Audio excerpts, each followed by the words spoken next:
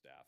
And just to reiterate, a use like ours, when you look at the manuals of traffic data, we really are a traffic capturer. So we capture traffic that's headed in a direction. And 70% of those cars, 75% of those cars go back in the same direction. They make a right out. You know, when you're on your way to work, do you want to pull into a fuel station that you have to cross traffic when you have one on your right side? Absolutely not. It's the same situation here. We really capture that traffic and put it back on the road. Wetlands, floodplains, and drainage. That was a big concern that we talked about, and there were several items we discussed. So I did want to highlight some of the steps that we've already taken to work with Eagle. So last year in August, we actually did an initial site investigation and did a wetland delineation. So we went out there, we had a professional engineering consultant go out, identify wetlands, delineate those, and then I believe, it was November, we did an Eagle site walk. So we have visited the site with Eagle to identify these wetlands. And then on the 14th of November, we actually had a pre-application meeting with Eagle. And then just recently, we've gotten to the point through engineering where we are able to actually make a full submission. So on the 5th of this month, we made a submission with a formal application to Eagle for the wetlands and the floodplain mitigation. So we are working through that process. It is very possible, and I think very, very feasible is what our engineers are telling us, to mitigate the wetlands and the floodplains that are on this site. A few landscaping items come up. We are fully able to address those with staff. We need to add a few things and make a couple of modifications to the landscaping plan. We have no issue with that. We're happy to add the landscaping and make some tweaks here and there. We fully expect that through the site planning process. So we will fully comply with staff's comments on those items regarding landscaping. Lighting. So we are still working through this, and this is another final engineering item. We had a little discrepancy in interpretation of the code. So when our lighting designers designed the site, there was a couple of questions they had and a few things they didn't quite do to comply with code correctly. That's not uncommon. Some of the codes are a little bit different and they all read in different ways. And we are willing to work with staff to meet the township's lighting requirements. So we have no issue meeting those engineering standards for lighting. One other item did come up, and this was more recent, was the screening for the propane on the east side of the property. So because we put our fuel station in the back and we put the property up on East Ecorse Road, it forced us to turn the building and have customer interaction facing south instead of north as a fuel station traditionally would. That does feature, the fuel pumps in the back. It's a good thing. It's a good look. We're able to make a nice architectural look on Ecorse Road still. There is the matter of the propane facing east. So what you see in these pictures here is a store that is in existence. It's in Westerville, Ohio. And this is how we are proposing to screen the propane on the east side of the building. It features 2 masonry wing walls, the same construction as our building material, along with an architectural metal fence on the front to screen from the road. So we just wanted to make sure we pointed that out. It's on the elevations. It's a little bit difficult to interpret, but this is what, in all actuality, this will look like. One other item that came up that was a little bit hard for us to communicate in the last meeting was market need. So we have business intelligence people that have done quite a bit of market research on a lot of our sites. And what that tells us is that they gather publicly available data and then they compare it to the rest of our platform. We know the sales of our platform. We have 750 locations, so we have a lot of data we can pull from. And what that data here tells us is that this location has roughly 60% more fuel demand than most of our other sites. So it would be in the 60th percentile. So that means that there is a pretty good fuel demand here. Moving down into the food offering, which is really the biggest offering we feel we have. It's something that's really key to our business. This is something that they see almost a 70th percentile market need for, which means we feel that the community is underserved from a competition standpoint. There are less users than we would expect here. With the number of traffic, the number of people, we study demographics, we study incomes. It's an incredible amount of data you can pull publicly, and they do all that. We've done quite a bit of homework to demonstrate market need. And I think that's really highlighted by our willingness to spend over $9 million on a site like this. We're very confident we've spent a lot of time driving the market, investigating data. It even comes down to literally gut feeling for some of these real estate guys that spend a lot of time out driving. So we're very confident in the market need here and that we're going to service the community well. Just to reiterate our request, special land use for fuel and drive-through, as well as a preliminary site plan approval. And with that, we'd be very happy to answer any additional questions you may have. Thank you. Commissioners? Questions on special land use?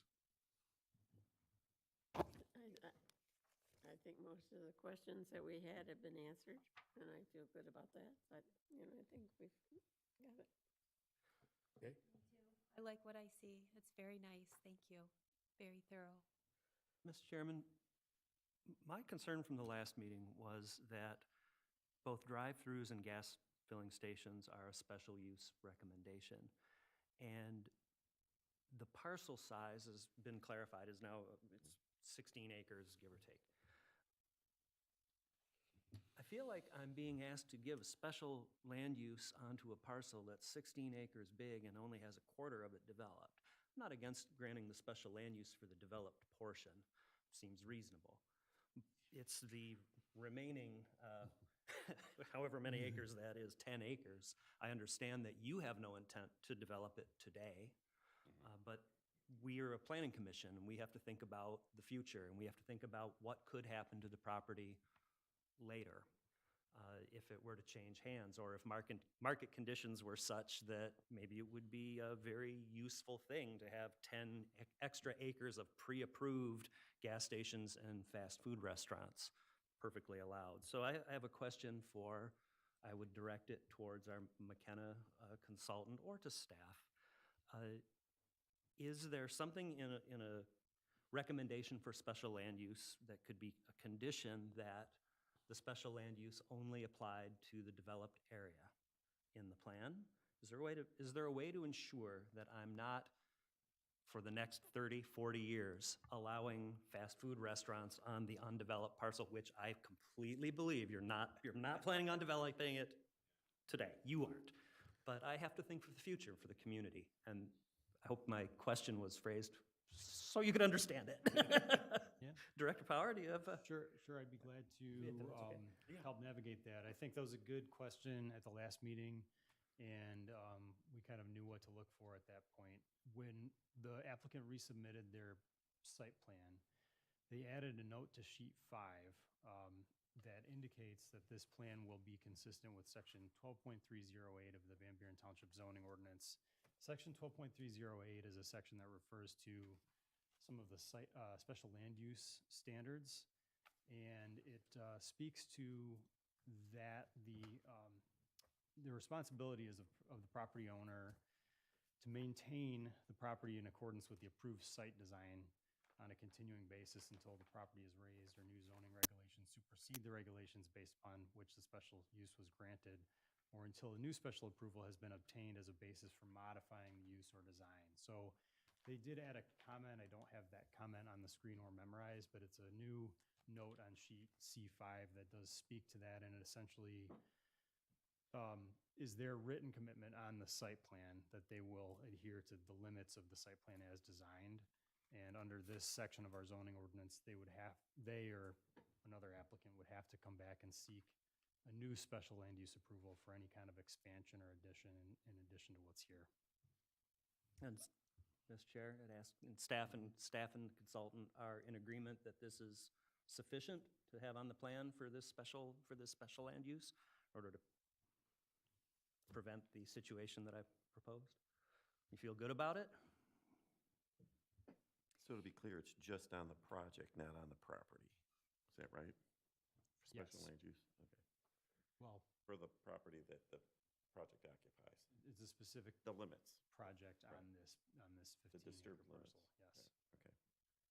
Another way to kind of cement it into the record would be to include it in your motion of recommendation to the Board of Trustees and specify that it's limited to the project area as detailed in the exhibit dated September 9th.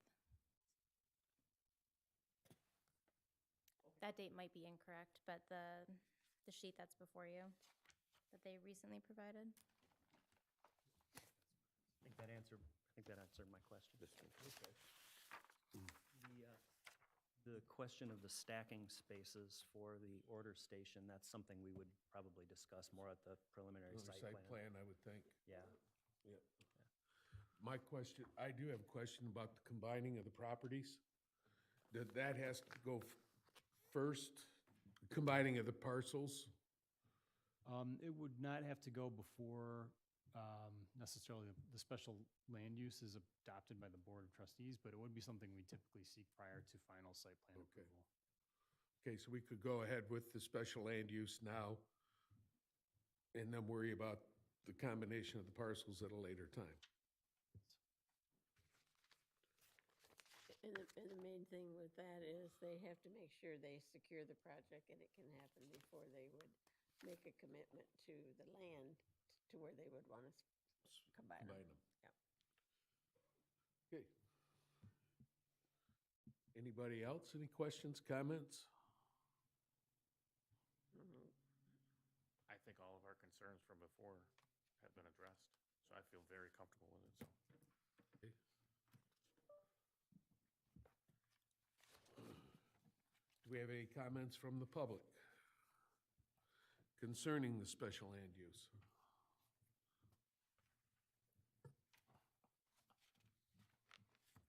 Mr. Chair, there's one participant on Zoom, so if the person on Zoom would like to make any comments, feel free to do so at this time. You can raise your hand virtually or speak something or type something into the chat. But I'm not seeing any comments from them. So it looks like there are no comments on that. Okay, then I will entertain anything from the commission. Mr. Chair? Commissioner Jarrett. I would move to recommend to the Township Board that they grant the applicant, Skilkin Gold, on behalf of the property owner, Premier DeQuinder 2 LLC, the special land use approval to permit a gasoline filling station, convenience store, and drive-through restaurant, including a 6,139 square foot convenience store and drive-through restaurant building, and a 4,786.7 square foot canopy with 12 fueling pumps at the site located as described in the agenda item. Based on the analysis and subject to the conditions and recommendations detailed in the letter of staff from September 4th, 2024, and the McKenna letter dated August 31st, 2024, with the additional condition that the special approval being sought will be limited to the proposed uses and development area as shown on the site plan, consistent with section 12.308 of the township zoning ordinance, that sheet being labeled EX3 and presented this evening for your consideration. We have a motion before us, and by Commissioner Jar, support by Commissioner Creel. Any comments, discussions on the motion? Could we have a roll call vote, please? Commissioner Cullen? Yes. Commissioner Jar? Commissioner Paul? Atchison? Yes. Commissioner Creel? Yes? Commissioner Grant? Yes. Treasurer Bud? Yes. Motion carries. We have the special land use we'll recommend to the township. Item number 2 on the agenda this evening is, again, case 24-005, Silken Gold Sheets, Premier DeQuinder 2 LLC, preliminary site plan review. A request by applicant Silken Gold on behalf of property owner Premier DeQuinder 2 LLC to construct a gasoline fueling station, convenience store and drive-through restaurant, including a 6,139 square foot convenience store and drive-through restaurant building and a 4,786.7 square foot canopy with 12 fueling pumps. The site includes 15.95 acres of property on parcels V 125830410 9900010001 and V 125-83-04199-0001-714 at the southwest corner of Ecorse and Haggerty Road. We first will have a presentation by township staff. Okay, thank you, Mr. Chair. I will defer directly to our planning consultant with McKenna Associates while I try to pull up some slides that can kind of follow along with the comments. So I'll try to get caught up on my graphics as we go along. Thank you, Director Power. The applicant is requesting preliminary site plan approval, and in your packet is McKenna's 4th review letter. This starts on packet page 23. There are a number of site plan standards that do comply with their preliminary plan, but there are some additional items for your consideration and discussion. Tonight is an opportunity to provide some direction to the applicant on those items. The first criteria, zoning and use, of course, the preliminary site plan is contingent on site plan approval by the Board of Trustees. These two items are tied together. But provided that that is approved, the zoning and the use is satisfied. There is a note under zoning and use on page 2 of our review. Again, that deals with the cross access of the site, which the applicant has stated in their written response from Monday that they will work with the township staff to secure with the final site plan. The second item for your consideration are the dimensional requirements, and both the building configuration and the site layout do comply with the dimensional standards of the C1 district, so those are all met. The third item, access and circulation. The proposed site access does comply with the township's access management standards. It also complies with the pedestrian circulation and truck circulation standards. Sidewalks are provided, bike racks are also detailed on the plans, and the truck turning radius templates show clear access across and through the site. Item number 4, this is starting on the bottom of page 3, packet page 24, deals with parking and loading. In regards to parking spaces, the site is compliant in terms of the number, the dimensional standards, the number of barrier-free, and the loading zones. However, the applicant is requesting a deviation to those loading, to the stacking spaces for the drive-through restaurant. This is detailed in a table at the top of page 4. You can see that they do have 2 additional stacking spaces at the pickup window that they have provided based on their model of service, but the ordinance does require 10 stacking spaces at the order station, which they have provided 3. And the applicant has provided some additional information and discussed that already to the Planning Commission, but it is within your purview to find that it's within your purview, to modify those standards to reduce it to only 3 spaces. But you must find that the applicant has provided significant justification for that deviation and that lesser amount is sufficient. So that's one item tonight for your discussion. The 5th item for site plan criteria is landscaping. And this preliminary plan does comply with several of the zoning ordinance standards for landscaping, including the frontage landscaping, the parking lot screening,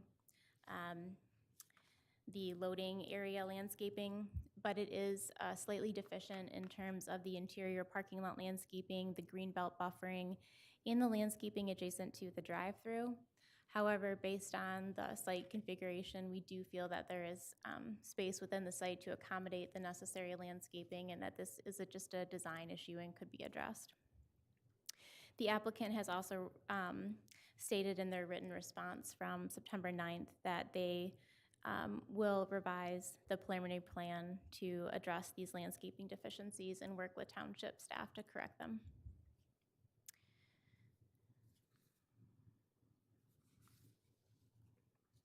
In terms of lighting, this is on page 6, packet page 27. This is the 6 site plan criteria.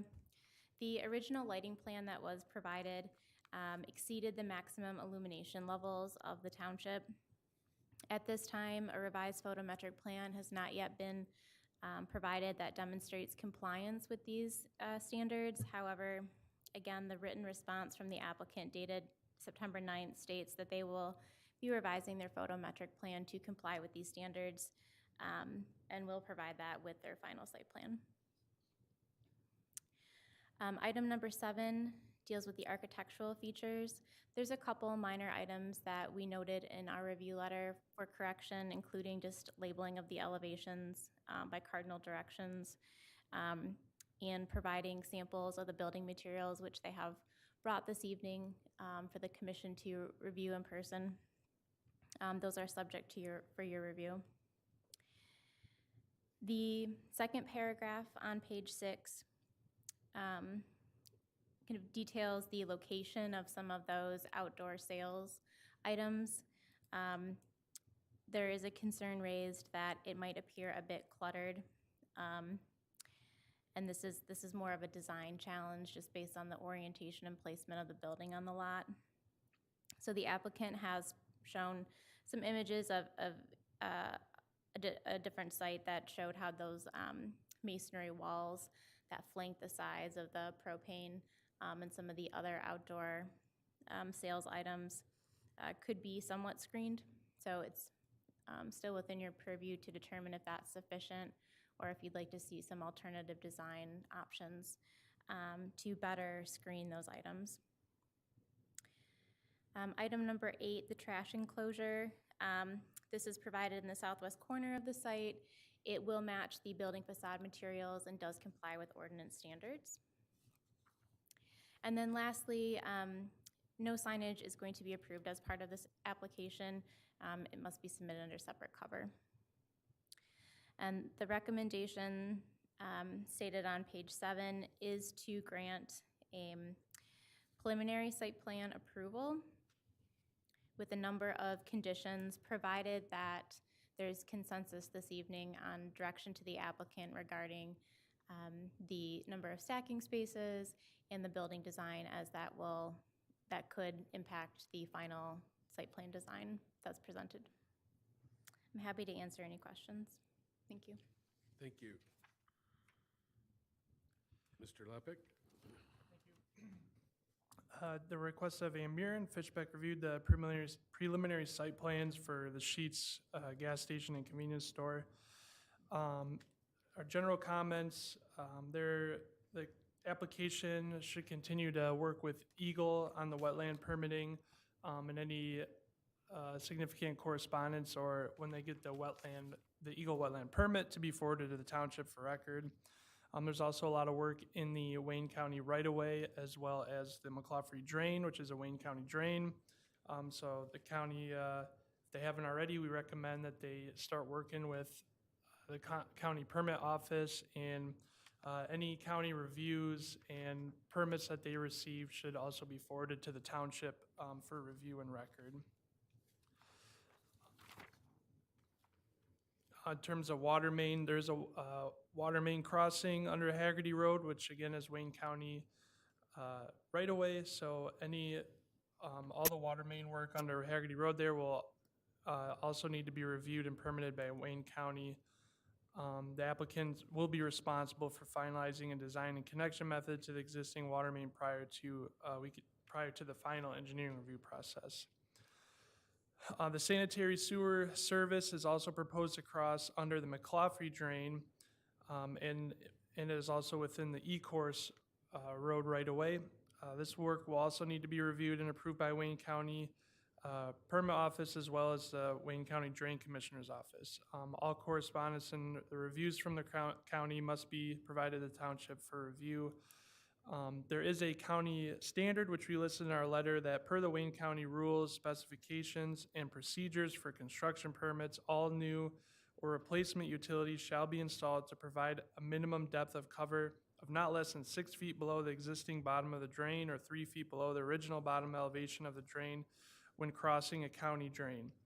So this is specifically referring to the sanitary service that's crossing the McClaughlin Drain. We do not believe those requirements are met. So again, the applicant should work with the county to meet those requirements and revise their design and get a permitted and approved design by the county.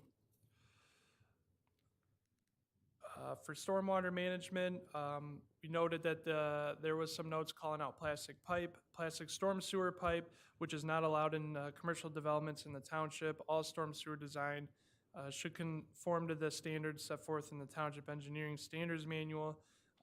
And in the township, all commercial storm sewer should be reinforced concrete pipe. The applicant also proposes a new concrete precast box culvert for their driveway off of E-Course, which for the crossing at the McClaughlin Drain. So again, as stated previously in our letter, all that work needs to be submitted and reviewed and approved by the county permit office and the drain commissioner's office. So all of that county work should be submitted to the township for review and record prior to any start of construction or final engineering review approval. The permits must be obtained and submitted to the township for review and record. The traffic impact study, the revised traffic impact study dated July 31st, 2024 was submitted with the revised traffic counts that had the provided traffic counts from neighboring developments. That our comment on that is, again, needs to be submitted to the county as that's county right away. Any decisions as modifications to the existing roadways or signals in the area will come from Wayne County.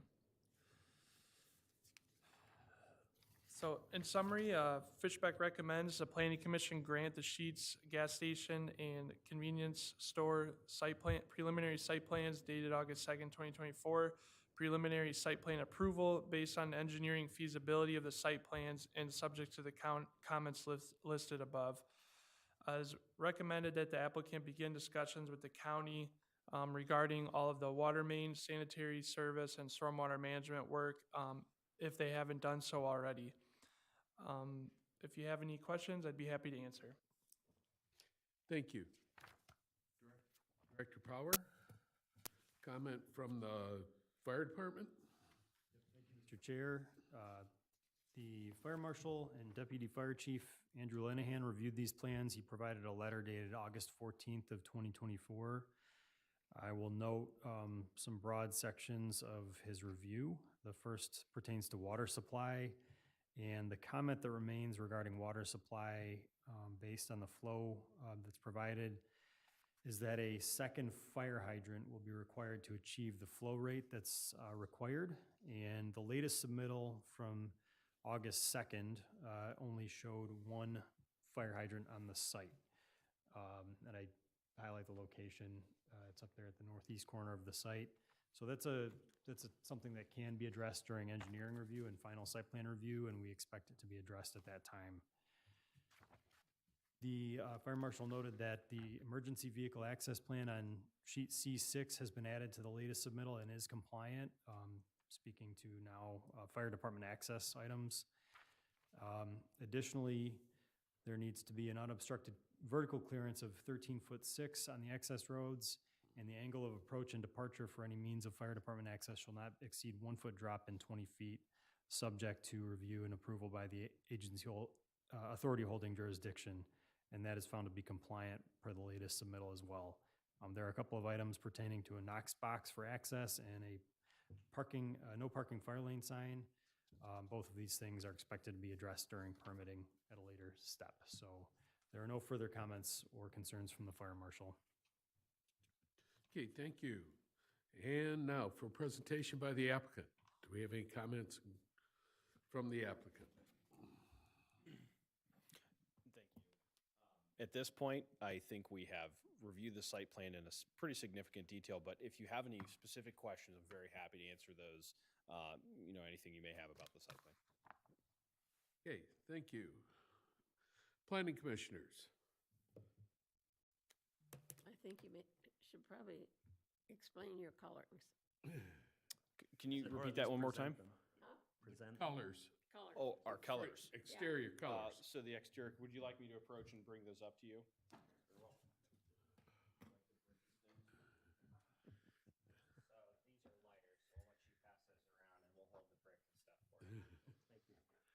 I would imagine this is your brand, right? So it doesn't deviate from one location to the next. Or very, And these are the materials that will be called out on the final site plan listed. Okay.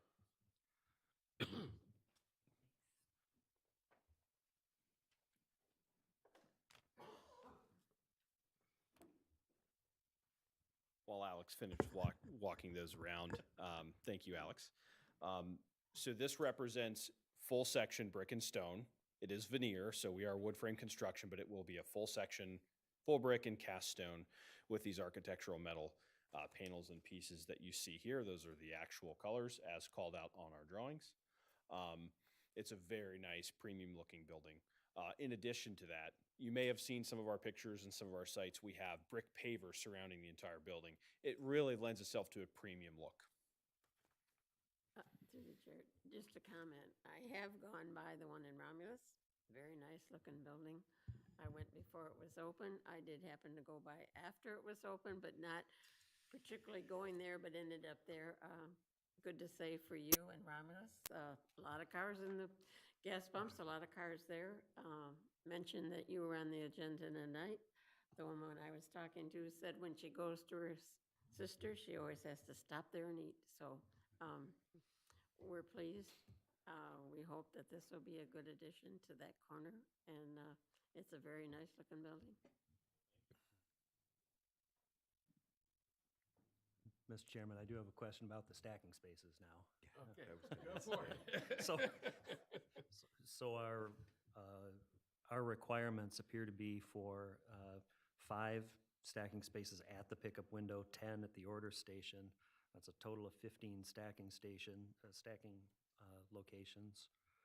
And you are proposing 7 at the pickup window, just 2 more than 5. I did that math right. And only 3 at the order station. Our McKenna consultant seems to feel that moving the order station up by 1 and changing those numbers, I assume changing them to 6 and 4 at the order station is what McKenna's consultancy has recommended. I am wondering if our consultant could expand on why that is. I mean, I see it's a recommendation, but I don't understand what difference moving the order station north by 1 to allow an additional stacking space. I don't understand the significance of it. I don't believe that it would be significant. I think the recommendation was just if there was any way to kind of reconfigure the existing site elements, meaning the menu board, if that could be, or the order station, if that could be shifted slightly to accommodate 1 more, then that would be, just kind of like a safety parameter. However, earlier this evening, the applicant did speak to why relocating that order station and having it on the curve is not advantageous to their model since it is a touchscreen. So we wouldn't recommend moving that and making it more difficult for the consumer. If I may even add a little more context to our drive-through. So since we're not a traditional squawk box, you drive up somewhere, say you're going to a McDonald's or something like that, you sit there and you wait for someone to get on the speaker or take your order. We're different. So we have that touch screen. It's not dependent upon someone inside of the building to come and take your order. So it really does lend itself to kind of like an expeditious way to move through the line. So that actually makes the stacking after the order point even a little bit more critical because we have that expeditious way to take an order. As soon as somebody pulls up, we're not waiting on any employees to take that. In addition, you can actually mobile order on our app. You don't even have to go to the order point. You just keep pulling through. So we have multiple ways to get customers through this line quickly. And when they order on the app, It's literally ready. They hand the bag out the window. They don't even have to pay. It's fantastic. So it really is expeditious. And again, I really think that 9 an hour. I would encourage you to drive down to Romulus before our final site plan approval and just go watch. It is very low volume. Most people come and they either grab some gas, go inside, order, they sit down, they grab a sandwich. That's really the bulk of our customers.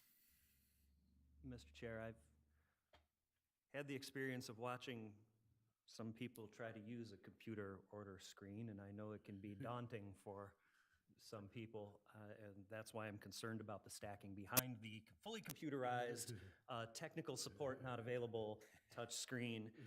I have a question about the site configuration then for the applicant. If there is a backup at that order station, would cars back up onto one of our major thoroughfares, or would they back up into your pump area? They would back up into the pump area. We're in a situation where this is going to be, if we stacked cars all the way out to the public road, it would be something like 20 cars stacked up, which would be pretty incredible. We've never had anything like that happen. So, especially not for the drive-through. So really, we have a substantial amount of internal queuing to the site before a car could even hit the public road, which is another advantage of this site plan layout. Mr. Chair, I'll just make a comment now that I think I understand the applicant's request, and I think I am okay with foregoing the condition in the McKenna letter requiring the shift of the order station 1 space north. I'd be okay with approving it as depicted. I don't know how the rest of the commission feels, but that's where I'm at. I would agree at 9. If their peak is 9 cars per hour, which seems really low, that's never going to happen. Ever. Truly an amenity. Yeah. It is. Anybody else, comments? Just recommend, I'm assuming, based on how thorough our planning commission is, you're probably already doing this, but just I would recommend making into the motion, if you adopt all the recommendations of the planner's report, just make sure you modify that one to allow that stacking space. Okay. And I probably would say just, you could make a note that the parcel would be combined. Any other comments?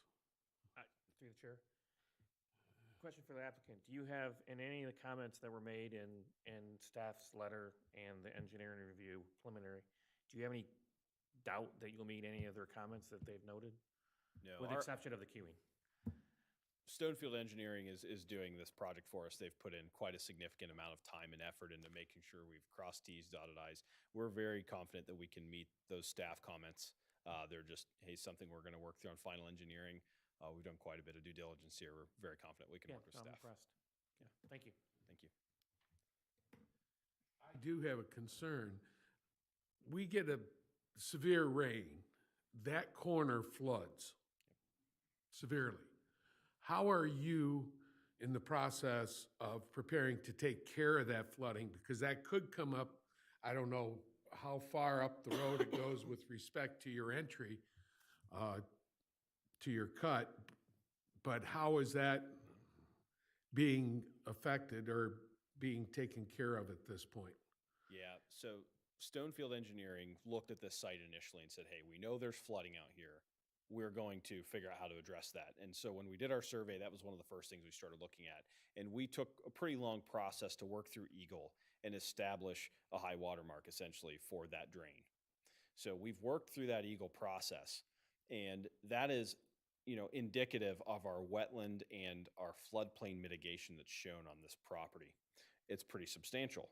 And that's because we know there is flooding out there, and we need to provide that additional capacity for the drain to back up. That would mitigate our site improvements. Our site will raise here. I mean, that's really what's going on. Is we are going to raise the site, and then in compensation for that, we will take, area out and dig it out so that the drain has additional room to back up. So we've done a lot of pre-planning just to make sure that we can do this, we can make the site work. We've spent a pretty significant amount of time and resources to really cross T's and dot I's on that. We were very worried about it. We're going to continue to work through the process with the county on the drain crossing. We've got to do some additional stuff. We've got to do a full HECRAS study. Stonefield Engineering is obviously going to handle that for us, and we're going to appropriately size and design that crossing. Okay, thank you. And one other comment I want to make is that I think it's useful with you. You're the first one that's come in and looked at a sit-down restaurant. And in that location, the nearest one would be over on Belleville and Tyler Road before we'd find another sit-down restaurant. And I think having sheets there would be a benefit, especially to the businesses that are north of Ecorse Road as well. Through the chair. I just have- Commissioner Grant. I just want to follow up on one of the comments made in the McKenna report regarding the Haggerty elevation, the propane tanks, the future, ice machine? Is there a future ice? It's shown in the plan. So the ice machines are actually shown on the south elevation facing Okay. away from E-course. So they won't face the road. I think what you're talking about is the future recycling machine. There is potential that we want to put in some of those Right. bottle return machines in the future on the sidewalk plan. Right now, we're not seeing any movement on that. There's issues with putting the machines outside, some operational things we'd have to handle. We are still learning Michigan. We're learning how to take these bottles back, so we're a little new to the game. Welcome to We are. It's something, we're learning that a lot of people don't return them at C-stores. So it's something that we're trying to pre-plan for if we ever need and have, a ton of bottles coming back. Our operations team may need that on that sidewalk plan. So I just want to, if you go back to the elevation, I think you labeled as right elevation. That one. So what was the reason for putting the propane tanks there versus on the south side? And the reason why I look at that and then I see potentially you might have that other machine there as well, and then you got the ladder to the roof and a door. I'm just wondering, is there a reason why you couldn't put it on the south facade? Yes, there is. So the propane lockers have to be a certain distance away from an electrical source. Okay. So that's one of the areas we can get it away. The other thing is if we put those propane lockers in front of our windows on the south side, it doesn't look right. Okay. So that's just naturally, we got to meet some of those build fire codes, and this is the place where it fits appropriately. Okay. Anybody else? Comments, questions?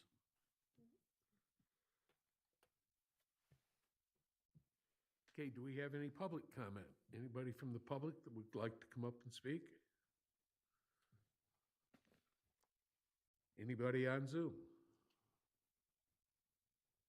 Looks like our remote participant on Zoom still does not have their hand raised, and there are no comments in the chat. Okay, then at this time, I would entertain an action by the commission. Chair, I know there are a few conditions on that motion. I'd be happy to make a motion if no other commissioner wanted to jump in there and take the honor. We're happy to do it.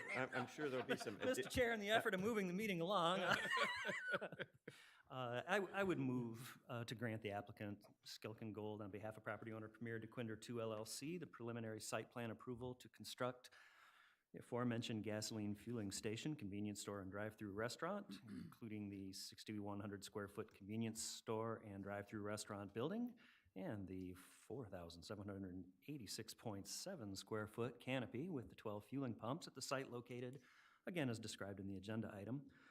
Based on the analysis and subject to the conditions detailed in the following letters, a letter from staff dated September 4th, 2024, the McKenna letter dated August 31st, 2024, the Fishbeck letter dated August 2nd, 2024, the fire department letter, August 14th, 2024, noting the feedback and concerns from the Planning Commission, that the Planning Commission finds that modification of the parking, landscaping, and greenbelt requirements called out in the McKenna letter would be acceptable, subject to the conditions outlined in the McKenna letter and subject to final site plan review, noting that the shift requested in that letter of the order station is not required, and on the condition that the parcels shall be combined. Is that it?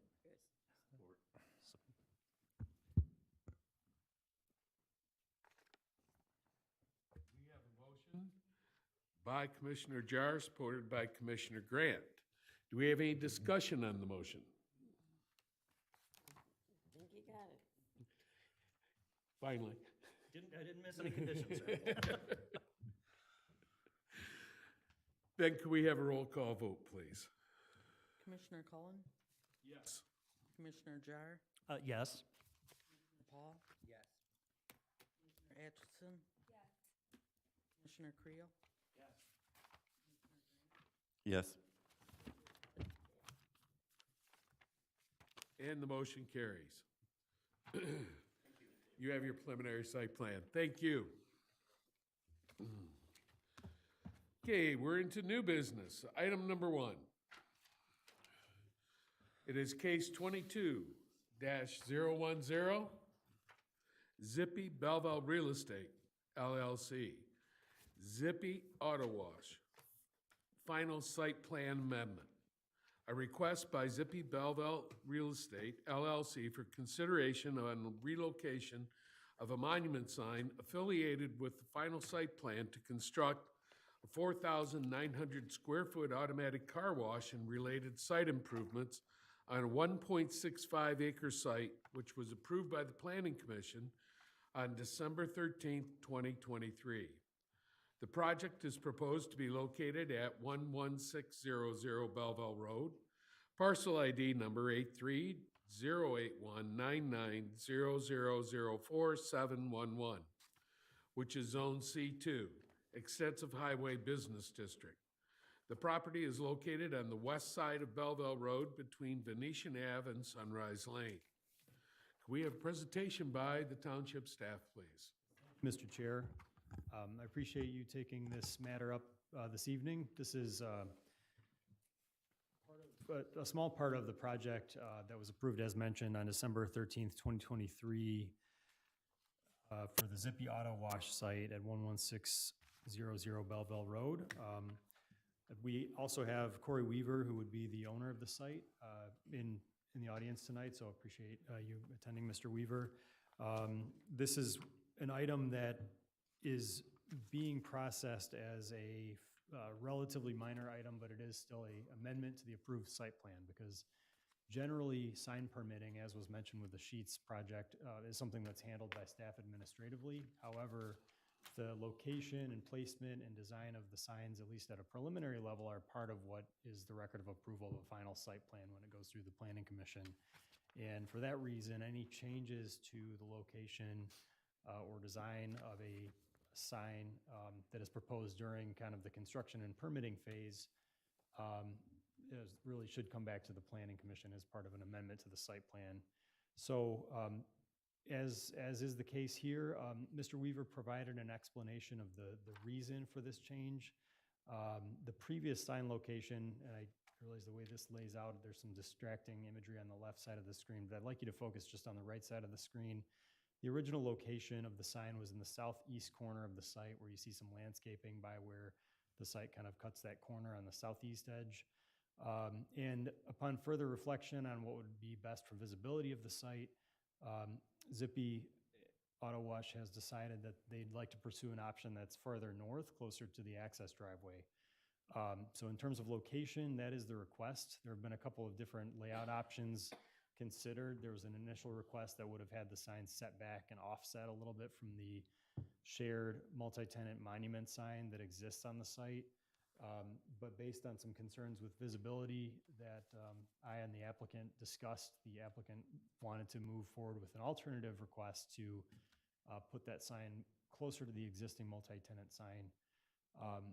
One caveat to mention is just that there are typically not allowances for off-site signage. This parcel configuration is very unique in that it's a kind of a business park type of arrangement where this parcel was split from other parcels that only have access on the private drive on the north end of the site. And so when the Van Buren Plaza Medical Center was constructed, it had a multi-tenant sign up in this portion of the site that was always intended to be split off. So the way that the Planning Commission handled that was that there is a sign easement that is being placed to allow that sign to remain in place, while Zippy does have the rights to pursue another monument sign on the site. But because this is a change to the location and there are some design changes involved as well, I wanted to just bring this request before the Planning Commission. And in respect to the applicant's kind of time and effort as well, this may be just a good opportunity to ask questions about the proposal and consider whether the Planning Commission would be amenable to this or something like this. And in terms of the relocation of the sign, as well as some of the design changes, they do have the ability to pursue the 6-foot tall monument sign with a 2-foot tall base. I believe the sign that was originally presented was not a electronic changeable message, but that's what's being proposed here. So there are some minor design changes. That electronic message center would have to change no more than once every hour. So there are some limits on that staff would have to review with the sign permit. But this is really kind of it was crafted in your agenda tonight as an open-ended request to have the Planning Commission consider whether they would be willing to allow staff to review a permit application for a sign in a location of the site with a different design, as long as it meets a different location of the site and a different design, as long as it meets the standards of the township zoning ordinance. So I would invite you to ask Mika any questions, and again, Mr. Weaver is here tonight as well. Okay, thank you. Does the applicant have anything?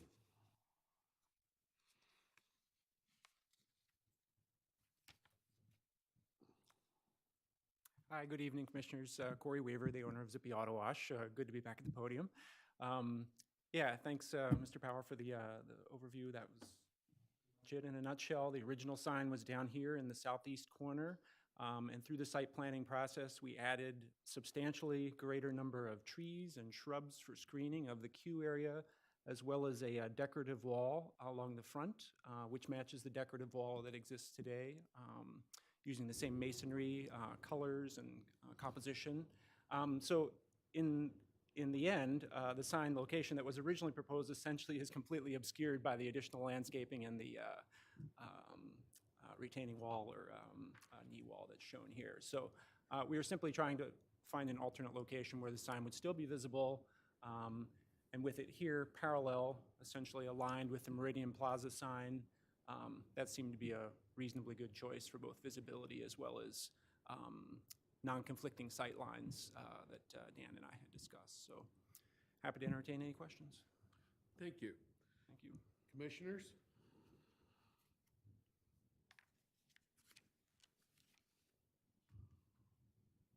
Comments? So, my comment is that we have a wonderful staff that has been able to do a lot of great stuff for us.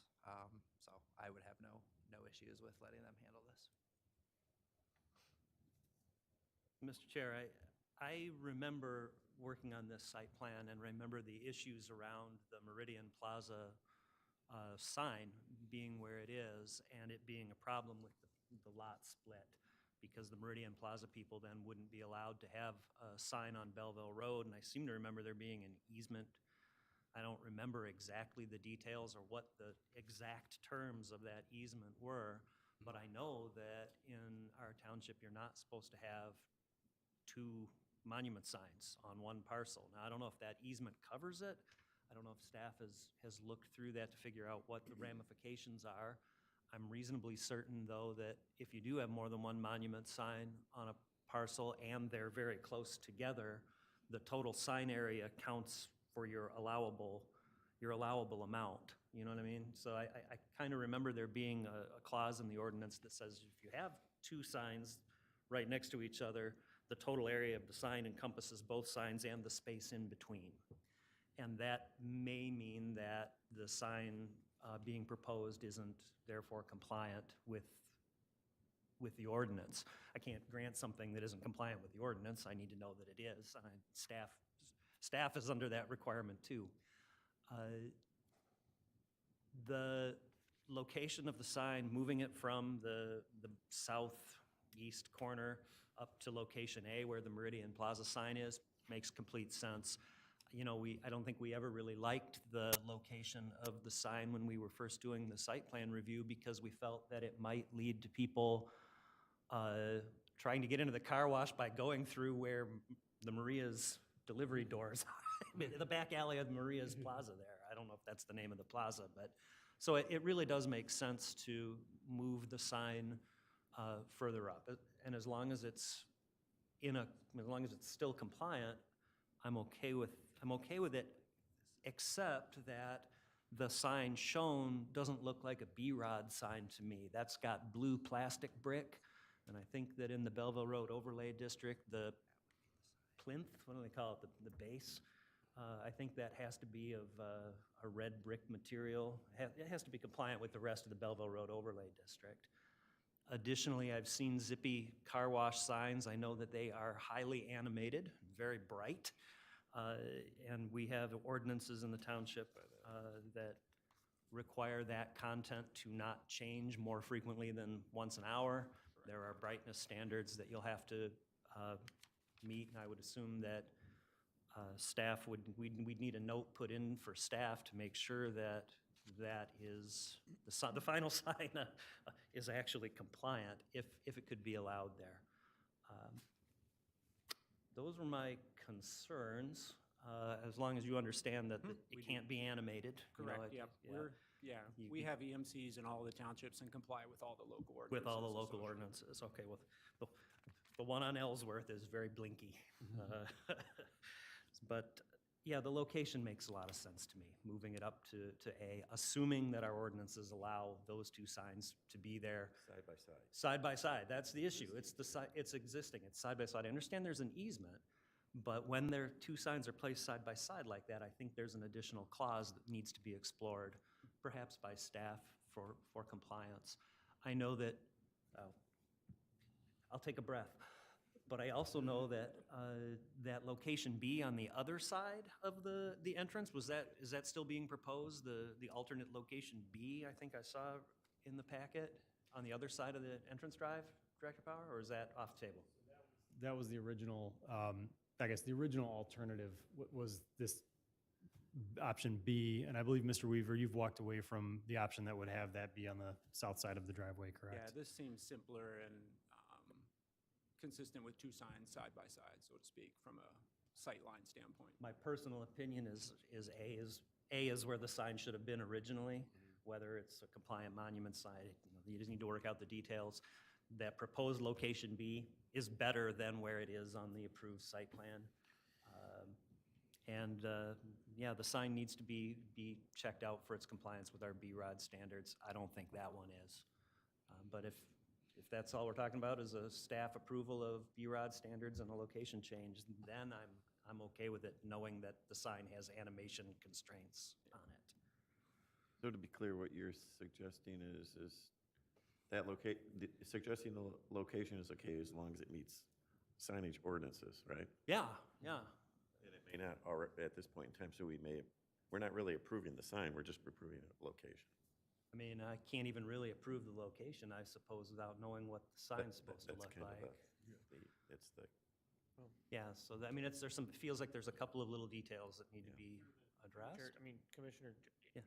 are we can approve the relocation, right, as long as it applies or meets the sign ordinance of the township, and that's staff, we can direct staff to make sure that it does, right? I mean, I like the idea of more landscaping and more trees like down to cover the queuing area. I mean, I think that's better than a sign, and I like your idea of, the old sign location could be confusing to go into that plaza behind it, right, south of it. So I think the location is, on the site plan, is what they're asking for, I think is what it's asking for, as long as it complies, right? I think that needs to be part of our approval. And my memory of it isn't 100%. I don't have the meeting minutes in front of me, but I seem to remember having discussions about why is the sign down on the southeast corner, and I think the answer was, well, because that Meridian sign is already up there, and the applicant didn't want to go on to the Meridian sign, didn't want to be a spot on the Meridian sign, but wanted their own monument sign. The applicant could probably verify that. And that's why the sign ended up on the final plan where it was. That, and there were concerns about two monument signs right next to each other, and there were additional concerns, was my recollection of it. But as long as staff, if staff can make sure to address those concerns and make sure that it's a compliant sign, location A seems okay with me. But compliance could be half the size of what they show there. That's my concern. That we could be approving something where they may have to relocate it again. Then they come back. I don't like the size. Then they come back, right? They come back. I believe you could put together a motion that would enable just a revised location to be on the final site plan. And if it would be helpful to the planning commission, we could have kind of an updated final site plan that ends up getting filed with the updated sign design submitted for your record or for just an update at a later date. But those concerns are received. I'll definitely look at the separation between the existing and proposed signs. I don't know what the distance is. And Mr. Weaver, was the new sign going to be, do you recall, was it going to be just outside of that easement boundary? Just outside of the easement boundary, which would put it at something greater than 5 to 6 feet between the signs, sufficient for maintenance and landscaping in between. Correct, yeah. And the sign will not be animated, correct? It's not. Actually, none of our signs are animated. They do flip based on local ordinance, so the messages change throughout the day. For example, in Scioto Township, it's every hour. Pittsfield Township, it's every 30 seconds. In Saline, it's every 15 seconds. But not flashing or animated. Okay, because especially where that sign is located, it's at a very busy area of and I'm afraid, because a lot of people live in that subdivision across the street, I'm concerned about people turning in there and people watching the sign and not paying attention to the road. Okay. Can cause a problem. That's why I'm worried about the animation or the frequency of change, I should say. Yeah, we don't do any animation. It's strictly text messages, like a changeable copy sign, basically, but with LEDs. Okay. Not American flags. Not American flags. Okay. Right. The American flag ain't gonna wave. Well, that's the concern, right? That's a visual distraction on a fairly busy road approaching a small town. Yeah, where we're narrowing down to one That's our lane. concern. Okay. Through the chair, could I ask the applicant one question? Do you know offhand if that base is proposed to be the same material as the material on the building? That was the intent, to show the same basically gray block or quick brick that's used for the building, so it matches the building. But if necessary, I mean, we could adapt that. I think the BROD allowed the gray brick for the Zippy building, but if we need to change the sign because it's at roadside, that's fine too. We'll look into that. Anybody else? Commissioners? Comments? Anyone from the public? Our Zoom participant is still not raising their hand or speaking into the chat. Okay. Well, at this time, I could entertain some action by the commission. Chair, Commissioner Grant. I'd like to make a motion to grant Zippy Wash final site plan amendment to relocate their monument sign to north of its current location. And it's affiliated and associated with the final site plan to construct a 4,900 square foot automatic car wash and related site improvements on a 1.65 acre site, which was previously approved by the commission on December 13th, 2023. The location is at 11600 Belleville Road, parcel ID number 83-081-99-0004-711. And I want to note that it's not an animated sign. And I also would like to add that the applicant should work with the township staff to meet the sign ordinance standards. including the Belleville Road overlay. Would you entertain that? Sure. I would, if I could suggest one addition to that motion as well, because I had a condition regarding this location in particular. It does appear to be a little bit close to the hydrant that's in that part of the site. So I would just add that staff will check with the Van Buren Township Fire Marshal to make sure there's not a conflict. Or you could just refer to that condition in my report. Can we add that? You can do We, that. we add that you also coordinate with the fire marshal for, relative to the location of the current hydrant or the planned hydrant.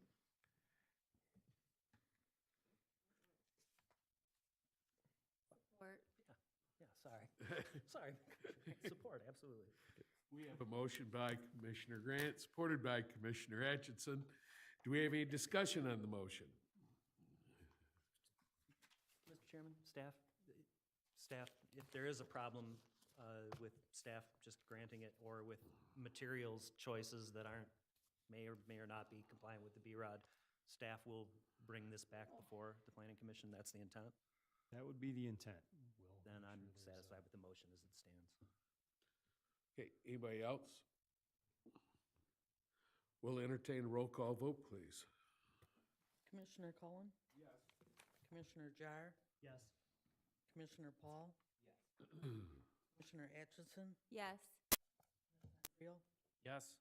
Commissioner Grant? Yes. Treasurer Bud? Yes. Motion carries. Thank you. Relocate your sign. Thanks. Okay, next item on the topic, up for discussion is discussion topic, case 22015. Pulte Homes of Michigan, Cedar Chase, Walden Woods, PUD amendment. Discussion item. The Planning Commission and staff will discuss a legal opinion regarding the path of review and approval for a plan by applicant Pulte Homes of Michigan LLC on behalf of Cedar Chase to amend an existing planned unit development, PUD, agreement originally approved for Walden Woods Apartments by removing 31.85 acres of property from the PUD at the northwest corner of Morton Taylor and Tyler Roads within the existing Walden Woods PUD. The site is located at parcel ID number V12583040990002704 and V12583040990002705 on the north side of Tyler Road between Morton Taylor Road and Walden Boulevard. The subject site includes 31.81 gross acres of property, 28.35 net site acreage. Presentation first by the staff. Director Power? I'm here to assist as needed. I have some notes in my cover memo that explain this request. Just very briefly, I'll kind of tie that description back to the public hearing we had in June of this year. There were some conditions around the proposed amendment at that time as it was being processed as a amendment to remove and separate the proposed Cedar Chase project from the Walden Woods PUD. As part of that meeting and as part of that request, we were asked to get a legal opinion on what the process is and what the viability is of the existing PUD. And we now have that opinion as well as some statements on the status of that PUD. So I know Director Akers is here to help walk through that, and I will turn my comments over to him at this point. Thank you. Sure. Good evening, Board. Good evening. So the purpose of the discussion is primarily informational. We wanted to make sure we gave the Planning Commission an update regarding the discussions that have been had with Pulte and our legal counsel with regards to their existing plan unit development agreement and how we've discussed moving forward. So just to kind of go through the background, originally when the project was submitted, the township discussed with our legal counsel exactly how we were going to handle it because there's an existing planned unit development agreement for the site. We at one point removed the plan unit development standards out of our zoning ordinance, but however, we did add in planned residential development standards into our zoning code. So trying to figure out how to navigate this was something that early was a challenge. Initially, when we were having those conversations with our township attorney, we were under the impression that the developer who had the original development agreement, it's Hayden Gregory and Associates, was not intending to be a party to the development or any development agreements moving forward. So based on that, our township attorneys had recommended that the township enter into a new agreement with Pulte. So after the planning commission meeting where the Cedar Chase application was tabled, township staff and legal counsel began to work towards getting answers to several of the questions that were asked by the planning commission. At that time, we started having conversations with Pulte, and we were made aware that it was the applicant's preference to amend the existing PUD agreement as opposed to going forward with a new PRD agreement, and that the original developer, Hayden Gregory and Associates, was willing to be a party to the amended agreement. So based on this, we had a meeting with everybody involved, and they made this request and ended up working on a draft amended PUD agreement. And the reasons why that they did this primarily is because it was a simpler, cleaner procedure than having to adopt a new PRD agreement, on top of the existing PUD agreement. So in the packet, there is an initial draft of the amendment. The final agreement is still being discussed and worked on between township staff. This is and our legal counsel and their legal counsel. This is just an initial draft. So we haven't received a finalized proposal, but we wanted to make sure that the planning commission was aware of what was going on. I did want to take some of the time to address some of the questions that the planning commission brought up in their motion. I know there was a letter from our township attorney which outlined some of what the processes and procedures are broadly, but I wanted to answer some of the questions that were initially from the motion based on the discussions that we've had. So if I miss any, please let me know, but looking back through the motion, the first question that was asked was just with regards to the validity of the existing PUD agreement if we adopt a new PRD agreement. The proposal that's being requested moving forward is to work within the existing PUD agreement. So that proposal is going to be amended. After speaking with our township attorney, the township doesn't have a section in our zoning code which addresses PUDs specifically. And due to this, we're going to be following the amendment procedures which are in the existing development agreement, which is essentially to have the township board authorize the amendment to the PUD. We've made sure, and this is something that we've discussed with the applicant, is that the language in the agreement will require the applicant to go through the proper site plan approval processes through the planning commission for condominium developments.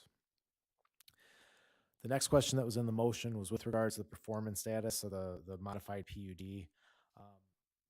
After review of the existing PUD, the only remaining obligation from the prior developer that's really still there that hasn't been completed was the paving of Morton Taylor Road. And so in that discussion with our township attorney, we're making sure that there is language in the amended PUD to not only discuss making sure that Morton Taylor Road gets paved, but also to outline some of the performance of when it's going to get paved, if there's going to be construction securities, those type of things, and those will be added, proposed in an updated agreement. Another question that came up in the motion was whether or not there are any bonds related to the project that are currently available.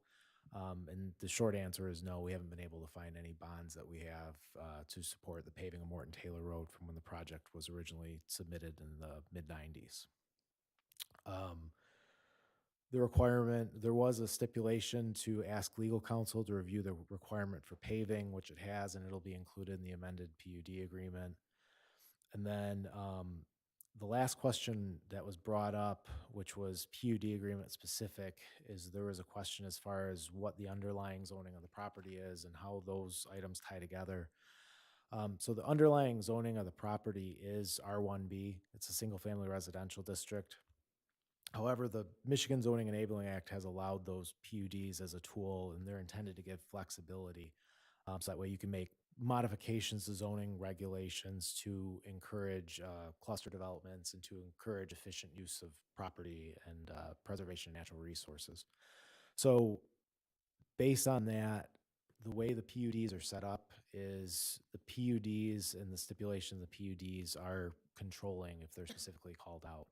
So the change in this instance, the original PUD had a specific Exhibit B that was tied to it. And that Exhibit B called out these two properties for a multifamily development. They were doing attached townhomes. And then it called out that property that's right, the portion of it that's right at the corner for commercial use. And they were able to do that under the state zoning laws at the time. So what this amendment will do is it will effectively change those two parcels from the multifamily use and configuration, from the commercial use and configuration, to the single-family residential use that Cedar Chase is proposing, if it gets approved. So based on what the attorney submitted, we're still working on it. It's still very much a work in progress. We haven't seen any proposed Exhibit Bs from the developer yet. And how we handle those is still something that's very much in discussion between us and the attorney and how that's going to go on. But the intent of the process is that this should be simpler. There should be fewer questions. The Planning Commission is going to see the site plan. They're going to be able to work through the process very much so how we already have been. And it should eliminate some of the confusion by following this procedure. But I'm happy to answer any questions, and I'm happy to refer any questions that I cannot answer to our legal counsel. So thank you. Commissioners, I have a question. It goes into development.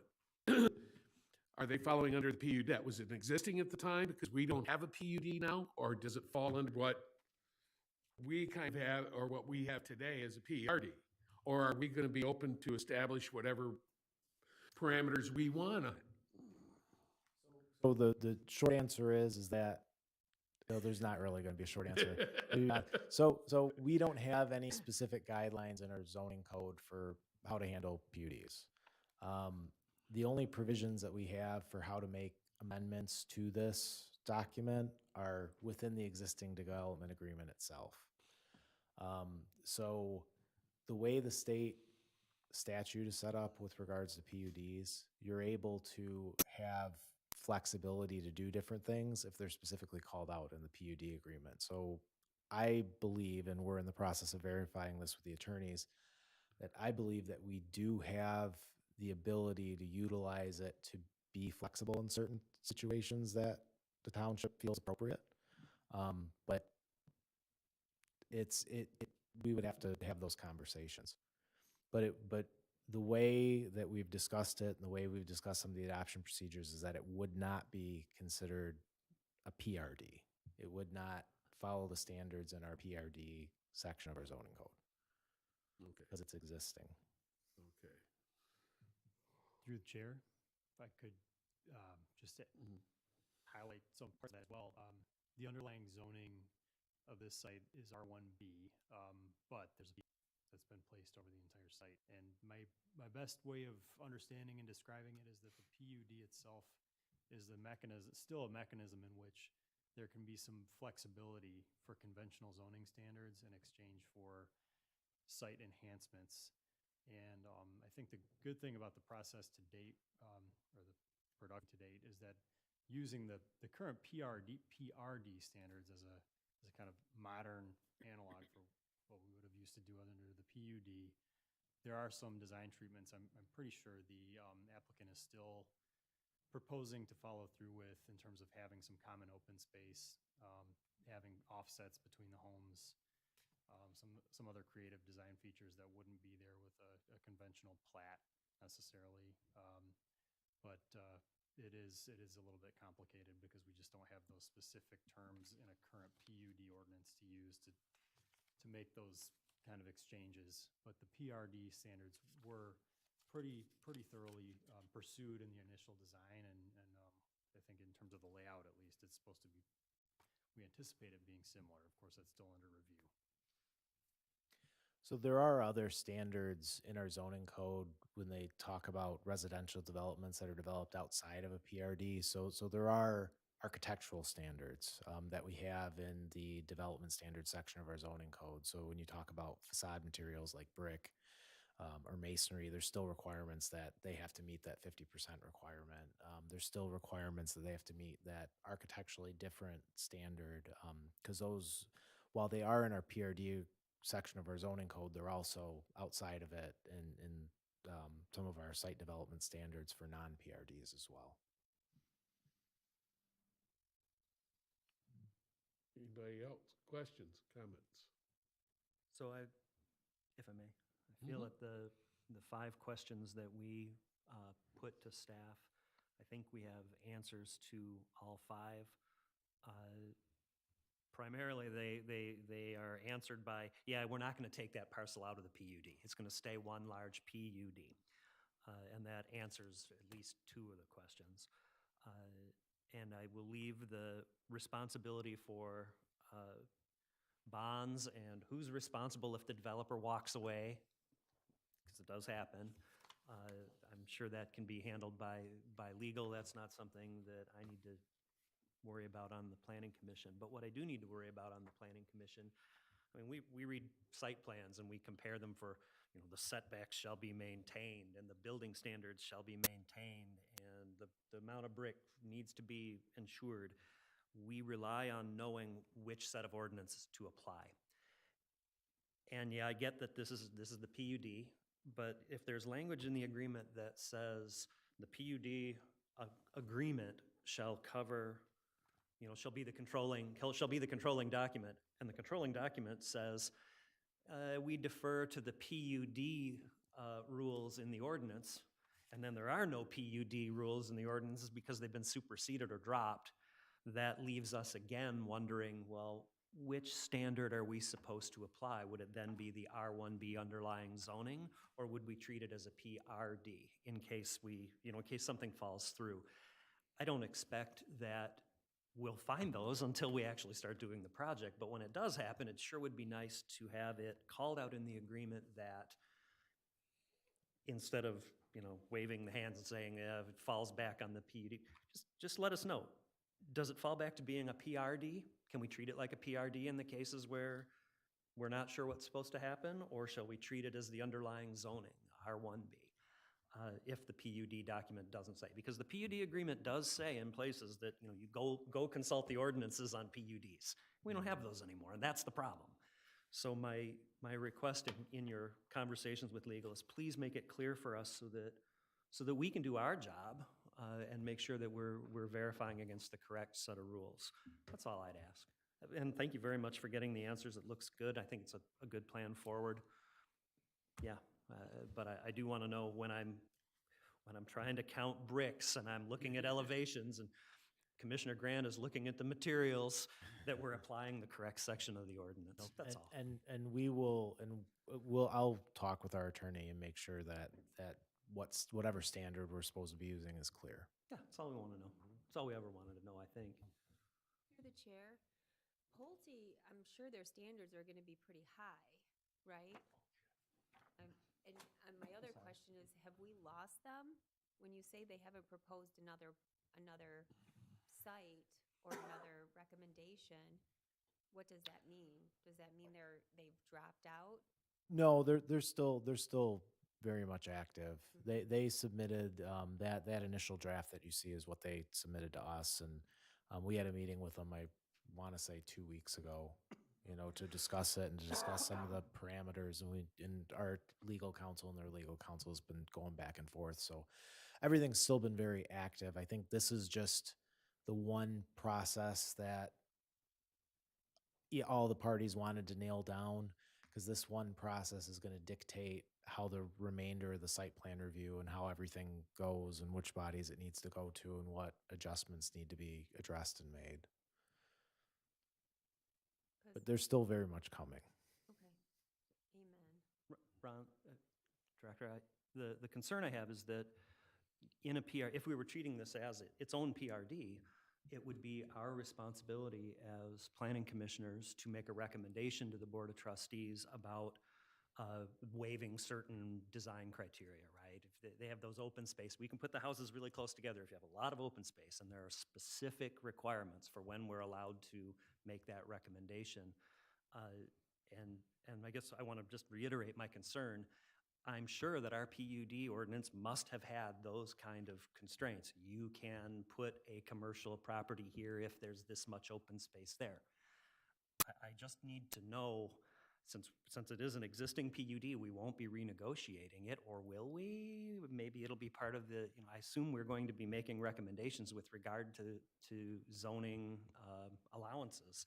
I just want to know, again, what it is we're supposed to be doing. And those are some of the details that we're still trying to identify, because some of it, I mean, even the way the PRDs work, because they're a similar tool, a lot of the, like if there are exceptions made for bulk and density standards, they end up in the Exhibit Bs as a document, or they're specifically called out in the language. So based on what's already been done, we have to look at the site plan and kind of identify what are those things that we've already considered and make sure that we're making the appropriate documentation and accommodations for them. But yeah, I'll make sure we work with the attorney and make sure that's clear.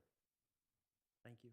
And outside of the PRD, the PUD, whatever we're going with or whatever standard we're following, I will tell you that the reason why we have a planning commission and we all come from a different background and perspective is that we need flexibility.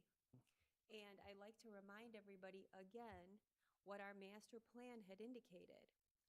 Our residents are asking for more open space, larger open space. They want smaller yards. And I believe, if I remember what Pulte had presented, was something like that, right? I don't remember exactly, but I remember something like that. So I just ask for thank you and the flexibility again. I'm glad to see Pulte is still viable with us. Yeah, totally, Commissioner Atchison. I don't want to see it fall back to R1B zoning where we can't, where we can't grant open space allowances, or we can't shrink the lot size down to fit around the existing wildlands, the existing wetlands.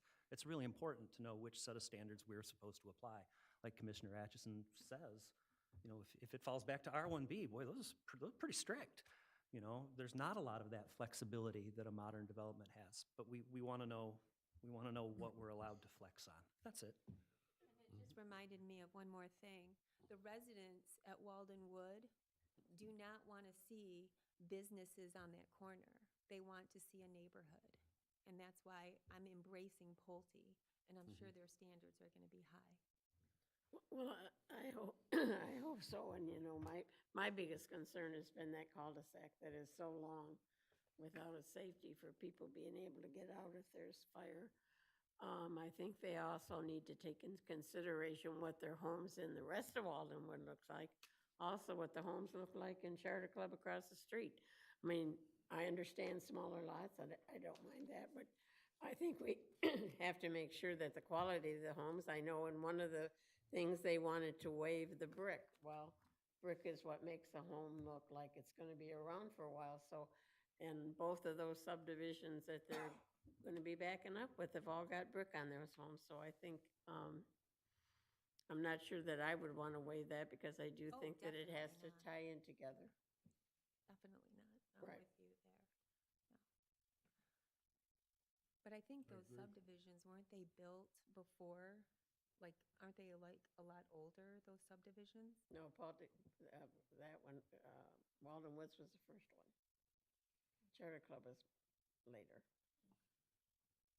But knowing what it is we're allowed to waive is really why we balked at the original request. We looked at the PUD as a PUD, PRD, what are we supposed, can we even waive that brick requirement? We couldn't tell. So that's the clarity that we're looking for from legal, is what standards do we apply? Okay.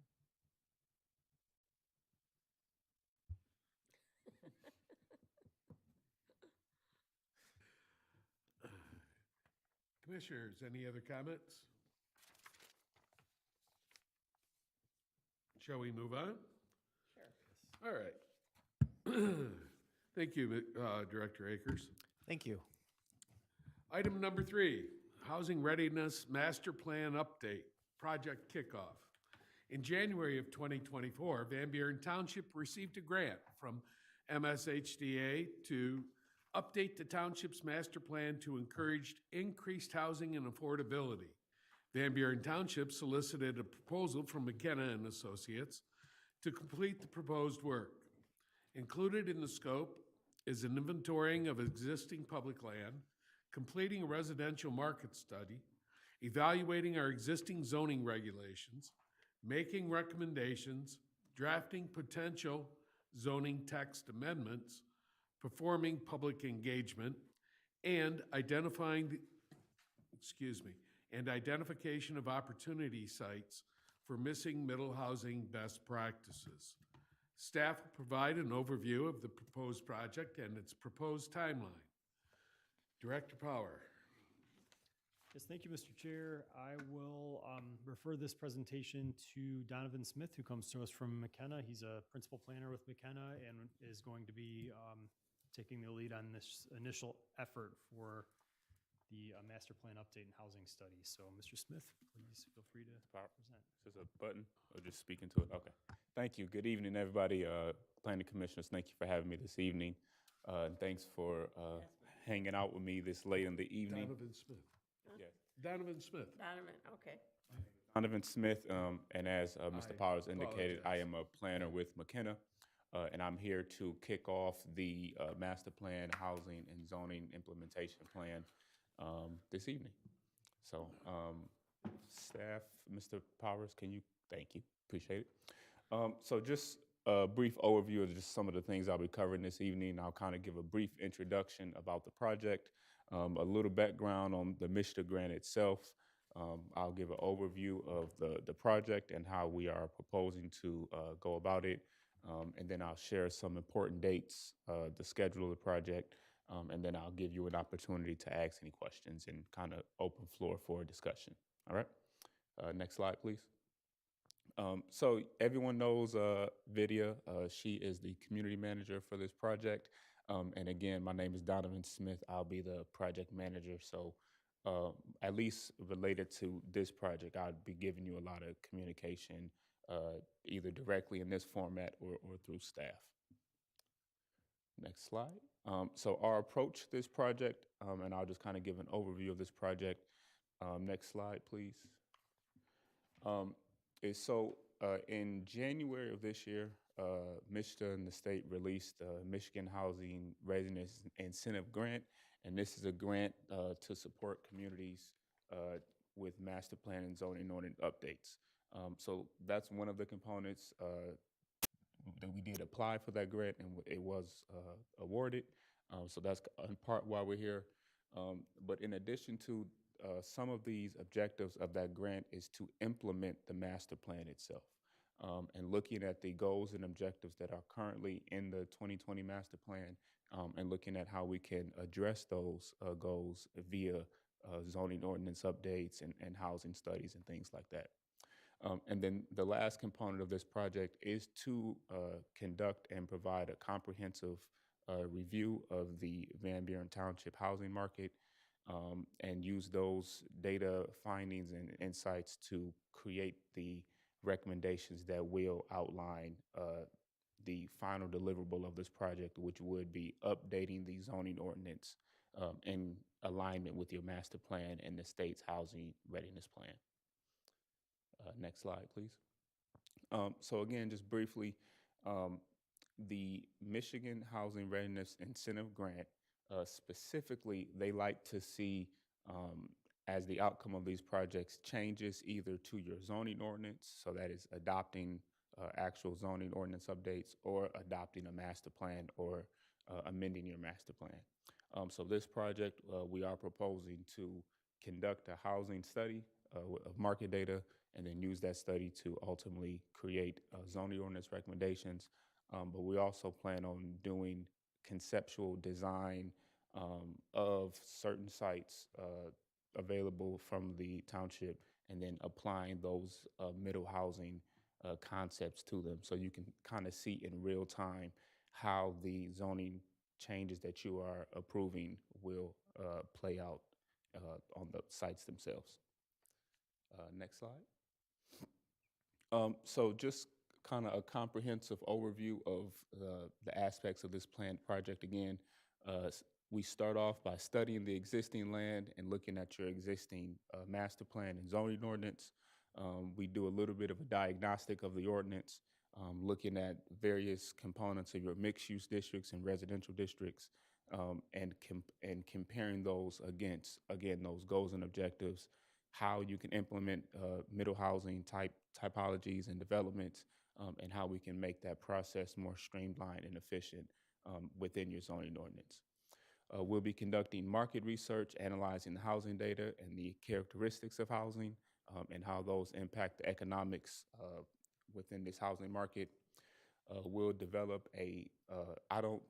you'll notice that you'll see, I don't title it missing middle, because we're trying to put the housing there, so it's just middle housing. So when you see me, when I say middle housing, missing middle, they're the same thing. So we'll be developing a middle housing plan, again, looking at the master plan, the housing types, and identifying how we can incorporate those housing types into your ordinance, and then ultimately adopting that zoning plan via those recommendations. Next slide.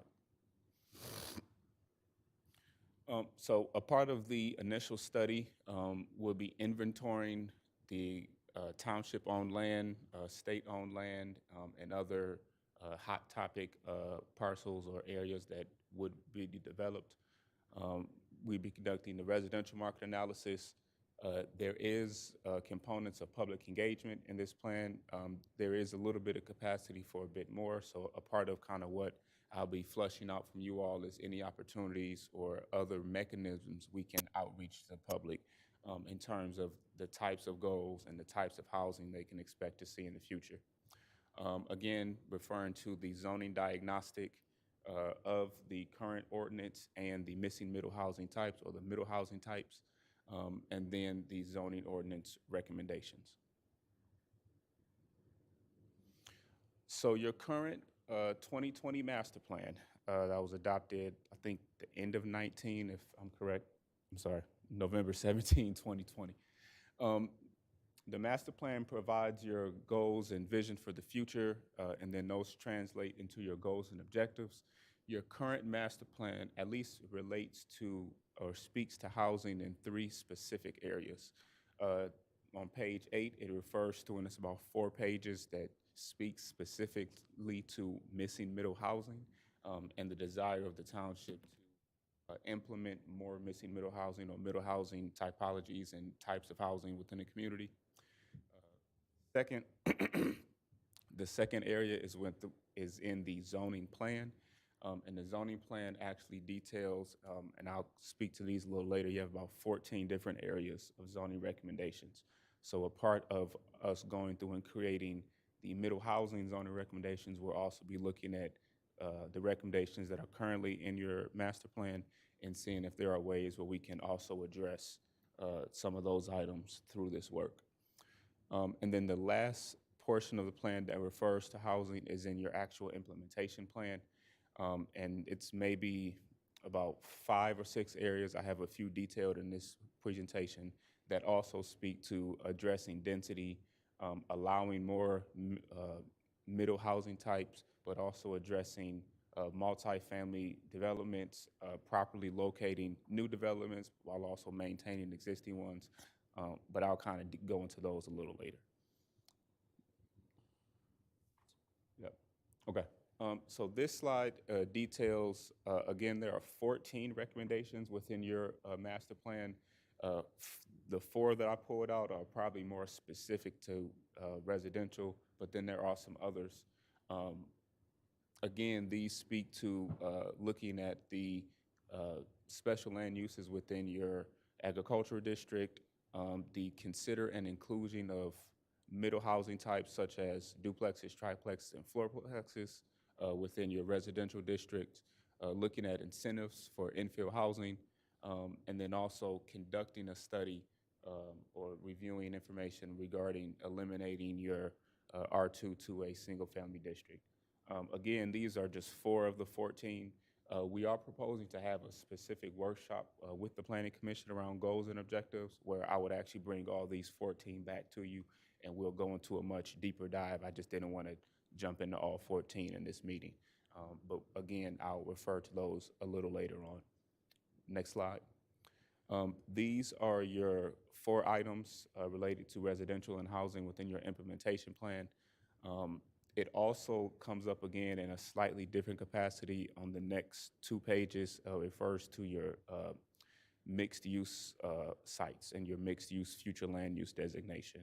And there are also additional components of residential within those action items as well. So this is really all just to show that we're not creating these concepts or just kind of pulling these ideas out of the air. We are really trying to use the existing plans and effort and time and energy that was put into your current master plan to really drive the implementation of it and driving these action items forward. Next slide. And ultimately, the objective is, how do we implement middle housing within an existing community, within an existing built environment? And your master plan calls out these types specifically: your duplexes, bungalow courts, fourplexes, multiplexes, townhomes, and your live-work kind of mixed-use spaces. So again, these will be the types of housing we will be kind of discussing and having conversations around. Lot sizes, appearance, layout, lot coverage, a lot of these kind of various aspects that the ordinance controls, and then ultimately controls how others, residents or developers ultimately will bring these projects into your community. This is an example of some of the housing market characteristics that we look at when we conduct our residential market analysis. This image here is actually from the state of Michigan's housing portal, where they take a lot of information, census data, and they already create a nice portal that has a lot of this data. So this is actually a copy of the status of vacant homes within Van Buren Township. But we also look at market trends such as home value, median income, the stock of housing, that's the type of units you have within the township, occupancy, as well as population trends. And then we also look at other economic factors related to housing regarding employment, income, housing tenure, the age of the housing, gross rent, and cost burden, or the cost of homeowner cost and expenses.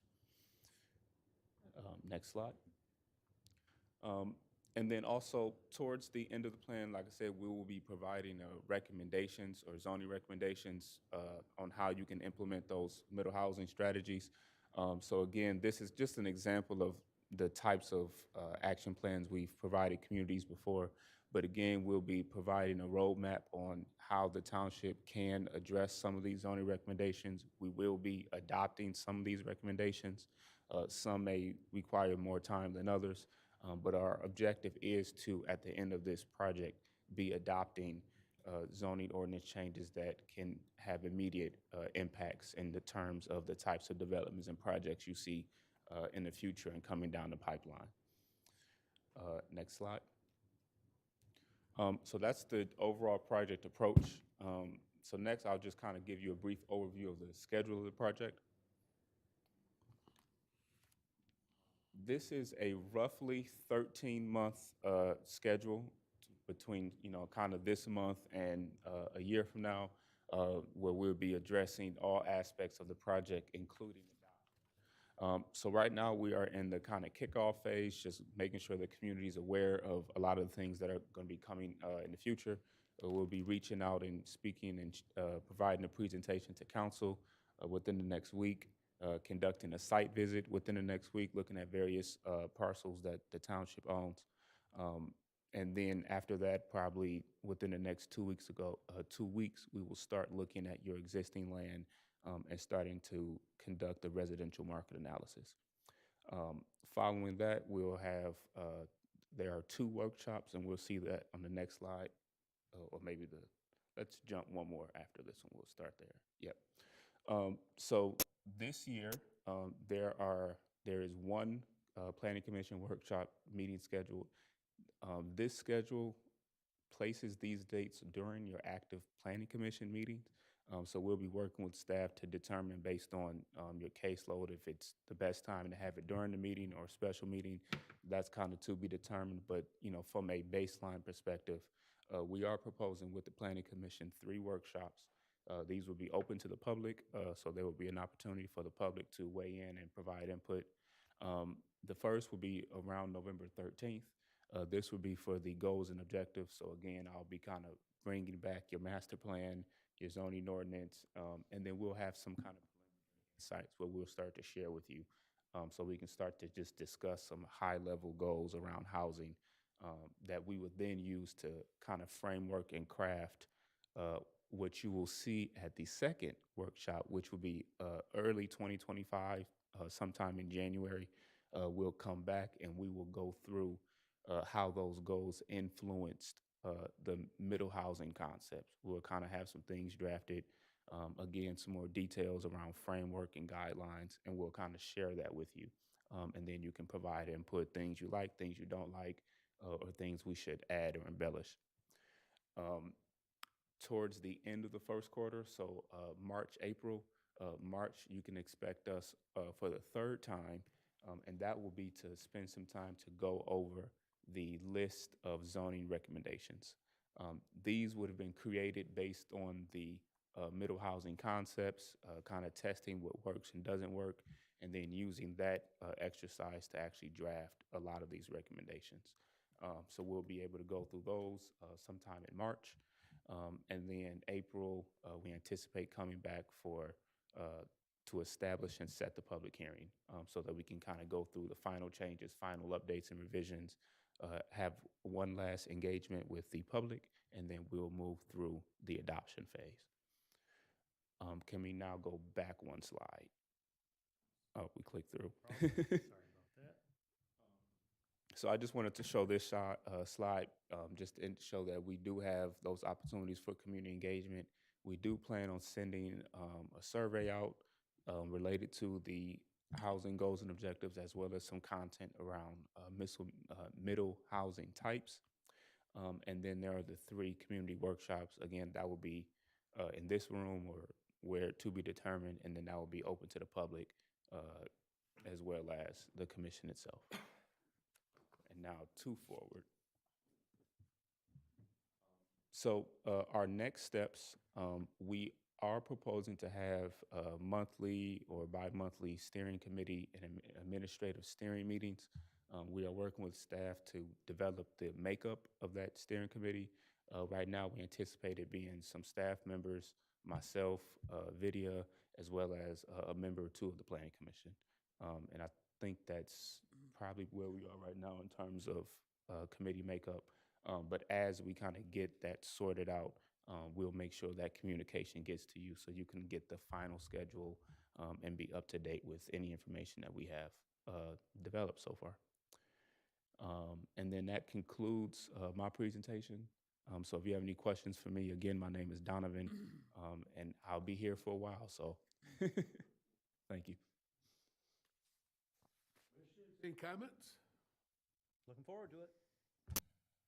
All right, thank you. By the way, will these workshops count for our 2 needed Public engagement? public? What a creative Up. question. There's an ability to find some synergy there, like you had with the RRC workshop we had. So. Ability to find Synergy. Moving Words off to 50 corporate. cents. Yes. Thank you. Yes, thank you. Very good presentation. We appreciate it, Donovan. Next, Sir. Karen, Tyler, thank you for sitting in tonight. I think you've done a great job.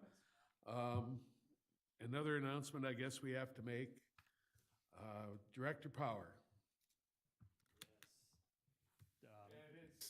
I just saw a blurb on the paper. It's front page today. We're sorry. From us, congratulations to you for the move forward. You have been a great director as far as giving us direction and pointing us into direction, giving us information, and at least from my standpoint, keeping me abreast of what's going on within the township and staying within the legal needs that we have to be. You've done a tremendous job, and thank you. We're going to be sorry to have you or have you gone and to lose you along the way.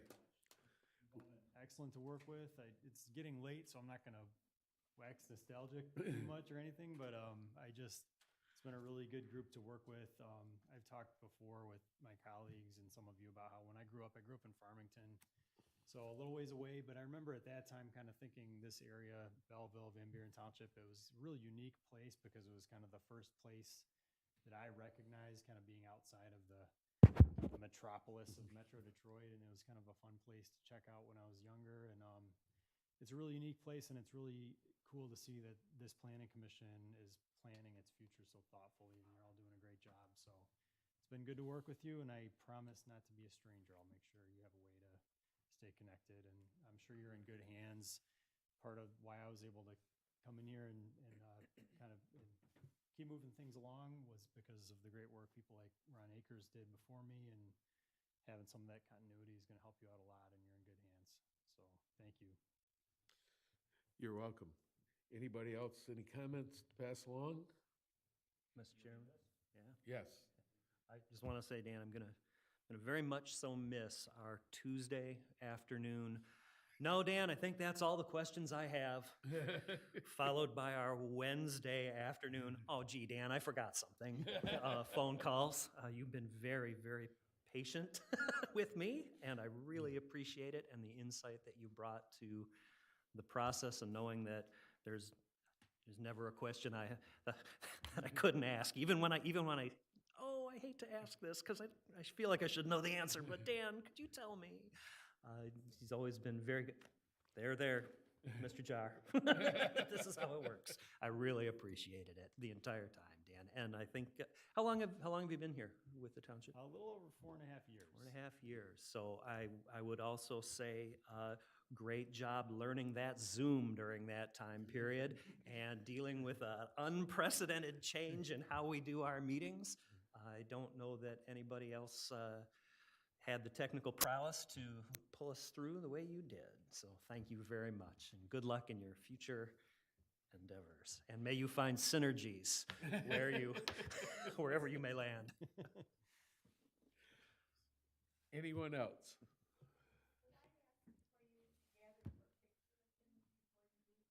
Sure. I don't have a problem. No problem. The camera Tonight, may I'm not having work trouble with after my you tie get done tonight. taking it, but then at that point, I don't have anything else. I would entertain that elusive motion for adjournment. Make a motion to adjourn? We have a motion to adjourn and a support. The unanimous support. All in favor signify by aye. Aye. Aye. Any opposed? Didn't think so. Oh.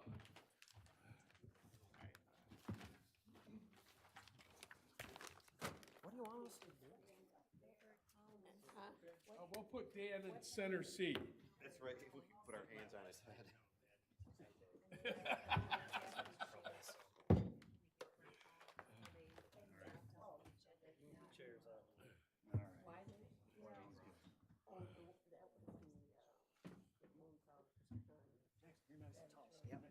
I think Ron should get up on in here too. What about Director Akers? Go ahead, step right in. Karen. Come on over this way. Making sure, Come on, Sherry. I want to make sure you can. Come on, right there. You see? And if you get to her side.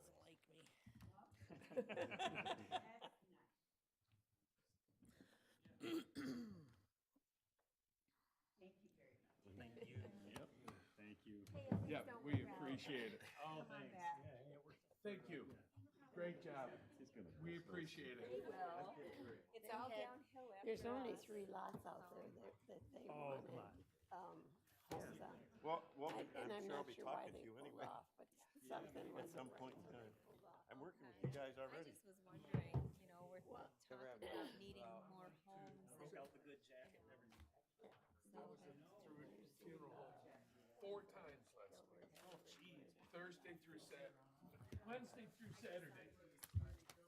No, no, no, the one that I thought it was September 15th. they showed. Over. So, but it's nice that Eagle postponed or gave us a variance on the Fantastic. Yeah, the person she beat was, Go past recycling? And and then ran into general and lost, but then was running again, but then Callie beat him. Well, good.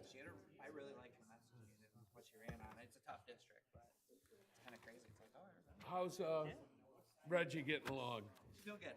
Now, Okay. one day at a time. That's, We knocked just under 30,000 doors so far. So well, good. I'm my second pair of shoes. Because I have seen some advertisements that's out there and they piss me off because